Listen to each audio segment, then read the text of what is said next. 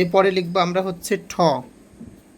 প্রথমে হচ্ছে আমরা মাত্রা দেব, তারপর মাত্রার এইখান থেকে এতটুকু পরিমাণ এইভাবে উঠিয়ে সুন্দর করে এটা এখান থেকে এতটুকু পরিমাণ উঠিয়ে দেবে। তো আমি আবারও দেখাচ্ছি, একটু মনোযোগ দিয়ে দেখো। প্রথমে এটা এতটুকু পরিমাণ আসবে, সবাই একটু খেয়াল করো।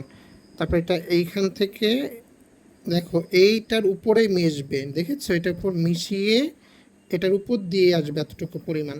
তো আমি আবারও দেখাচ্ছি, একটু মনোযোগ দিয়ে দেখো এটা কতটুকু পরিমাণ আসবে, এতটুকু এইখান থেকে ঘুরিয়ে এই দাগের উপর দিয়ে এইভাবে। তো অনেক সময় দেখা যায় যে তোমরা যে ধরনের ভুল করো, যেটা এইখান থেকে শুরু করে এটা এইদিকে চলে আসো, আবার কাউকে দেখা যায় এটাকে অনেক বড় করো, এইভাবে করে আসো।